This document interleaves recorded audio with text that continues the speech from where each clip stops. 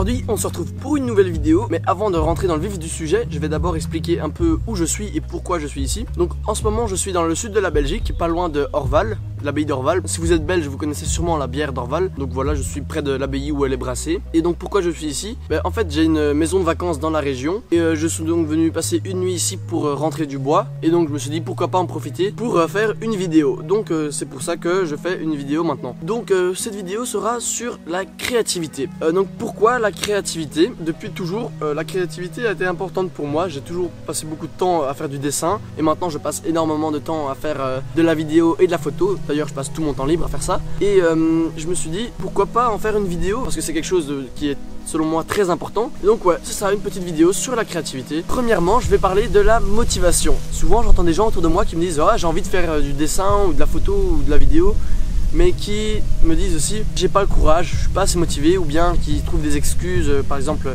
j'ai pas le temps, j'ai peur que les gens se moquent de moi. Tout ça c'est des excuses selon moi. Si on a la motivation, il faut vraiment passer au-dessus de ces excuses et se lancer dans quelque chose qu'on aime. Il faut vraiment tester et il faut aller plus loin et essayer. Il faut se lancer quoi, c'est comme quand on est en haut d'un plongeoir de 3-4 mètres voire plus, on est en haut et puis on se dit allez il faut que je me lance et on se dit j'ai peur que quelque chose m'arrive, mais en fin de compte rien nous arrive, on rentre dans l'eau puis c'est tout. Même chose avec la créativité, on n'ose pas se lancer parce qu'on a peur que quelque chose nous arrive aussi, on a peur que les gens se moquent de nous. Mais là, si on se lance dans quelque chose et qu'on y met vraiment son énergie, je veux dire, rien peut nous arriver, franchement, qu'est-ce qui peut nous arriver quand on fait une peinture? Oui, peut-être que les gens peuvent dire c'est nul, mais c'est quoi le problème si quelqu'un dit c'est nul? Faut passer au-dessus de la vie des gens, il faut vraiment être soi-même et exprimer ça à sa manière. Faut pas avoir des excuses. Souvent on se met des contraintes, on se dit j'ai pas d'appareil photo, je vais pas faire de la photo. Oui, mais si on a un téléphone on peut faire des photos parfois aussi bien. En général c'est vrai que c'est mieux d'avoir un appareil photo, on aura un plus beau résultat. On peut aussi avoir des super résultats avec un téléphone. Faut pas se limiter à ces contraintes, faut aller plus loin et il faut, comme je disais, faut se lancer, essayer, puis si ça se trouve ça va marcher et vous allez vraiment vous épanouir là-dedans. Si ça se trouve non, mais cherchez et trouvez-vous une passion et exprimez-la et cherchez et vraiment approfondissez-la, et à partir des moments où on trouve vraiment quelque chose qu'on aime, ça va tout seul, on devient de plus en plus créatif, on s'épanouit de plus en plus dans ce qu'on fait et ça devient de plus en plus chouette entre guillemets. Moi je trouve que c'est vraiment quelque chose de génial de trouver quelque chose qu'on aime et vraiment aller dedans à 100%. Donc je parlais de contraintes, selon moi les contraintes ne sont pas quelque chose de négatif. Les contraintes en général sont quelque chose de positif. Je vais prendre comme exemple le concours photo auquel j'ai participé récemment avec mon père, vous avez peut-être vu la vidéo sur ce concours photo, et à un moment dans la vidéo on voit que je parle avec mon père et que je dis oui c'est bien d'avoir un thème parce que ce thème c'est une contrainte et ça permet d'exprimer sa créativité. Et donc oui, une contrainte permet d'exprimer sa créativité. Le thème là c'était la réflexion, le premier, parce qu'il y a eu 3 thèmes. Le premier thème c'était la réflexion et donc là on a cherché des vitres. Bon, dans une ville c'est facile de trouver des vitres, il y en a partout, et donc on a trouvé un petit spot, il y avait plein de vitres et on est resté genre une demi-heure ou 45 minutes au même endroit à prendre les photos des mêmes vitres pour vraiment avoir la meilleure photo possible. Et donc c'est ça, quand on a une contrainte, ça permet vraiment d'approfondir les choses pour avoir le meilleur avec ce qu'on a. Si on va au même concours photo mais qu'on dit il n'y a pas de contrainte, il n'y a pas de thème, faites ce que vous voulez, là on aurait pu se promener dans toute la ville en mode merde, qu'est-ce que je prends en photo? Là on est perdu, on prend des photos de tout et on n'a pas un aussi beau résultat que si on a un thème précis, on a le temps de se poser et on a le temps de prendre une photo sur ce thème. Donc ça pour moi les contraintes c'est vraiment quelque chose de positif. Je vais prendre un autre exemple. Ça fait déjà longtemps que je me suis donné la contrainte de faire une vidéo par semaine, et maintenant encore récemment je me suis donné la contrainte d'en faire 2 par semaine, et moi je trouve que ça exprime vraiment la créativité parce que avant je faisais des vidéos de temps en temps, parfois une par mois, et donc je sais j'arrête pas de dire créativité, contrainte, mais cette contrainte a permis d'exprimer ma créativité. Aussi quelque chose d'autre, parfois on me demande mais tes vidéos elles sont très bien montées, elles sont très belles, mais tu fais pas grand chose. Je veux dire pourquoi tu fais une vidéo si tu fais pas grand chose? Parce que je veux dire moi dans la vie, oui je fais du ski et tout, mais c'est pas pour autant que je fais ça tous les jours. Je veux dire la majorité de mes journées je vais pas sauter d'un avion. Je veux dire je suis chez moi, il y a beaucoup de jours où je suis chez moi et je reste chez moi, ou peut-être je fais un peu de vélo mais c'est tout.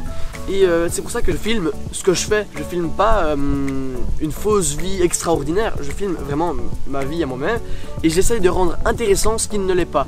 Récemment j'ai fait une vidéo où je faisais de la débroussailleuse, mais ça sert à rien de faire une vidéo sur la débroussailleuse. J'ai essayé de rendre le fait que je fasse de la débroussailleuse intéressant et je pense que j'ai quand même réussi. Et donc c'est ça mon but, c'est de rendre ce qui n'est pas intéressant intéressant. La contrainte, on pourrait dire, c'est j'ai pas une vie extraordinaire, je saute pas d'avion tous les jours, je fais pas du ski tous les jours, je suis pas un professionnel d'acrobatie ou je sais pas quoi. Je fais avec ce que j'ai et j'exprime ma créativité dans ce que j'ai. Donc pour moi ça c'est très important. Et aussi parfois on se dit je suis pas aussi bon qu'un tel ou un tel dans tel domaine, je suis pas aussi bon que tel photographe dans la photo. Mais c'est pas grave, c'est pas parce qu'on n'est pas le meilleur dans un domaine qu'il faut pas continuer dans ce domaine. Par exemple dans le dessin, si on se dit je dessine pas parce que je suis nul en dessin, mais c'est un cercle vicieux, je dessine pas parce que je suis nul en dessin, mais si je dessine pas je vais toujours rester nul en dessin. Faut vraiment se lancer comme je disais au début, on se lance, on dessine.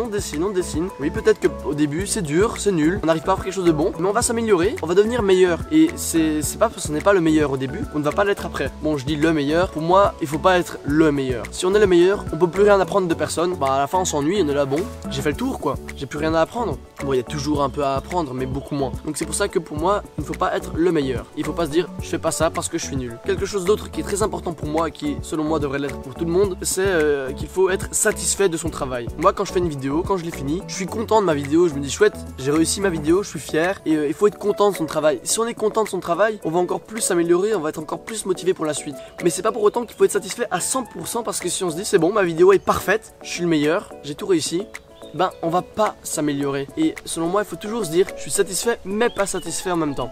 Bon il faut être principalement satisfait, mais il faut aussi se dire ah j'aurais bien amélioré un petit quelque chose. Et c'est comme ça qu'après ça on va s'améliorer et on va devenir de plus en plus doué dans un domaine. Et moi je trouve c'est très important de vouloir apprendre et de vouloir s'améliorer dans un domaine.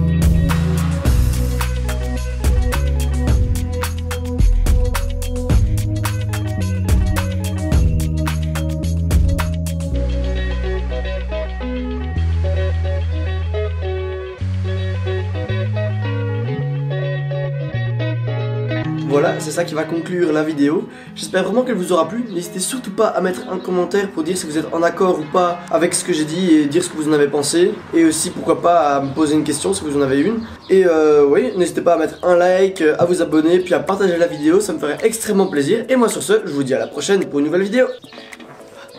Bon, la caméra est un peu trop loin pour cacher l'objectif, donc à la prochaine pour une nouvelle vidéo.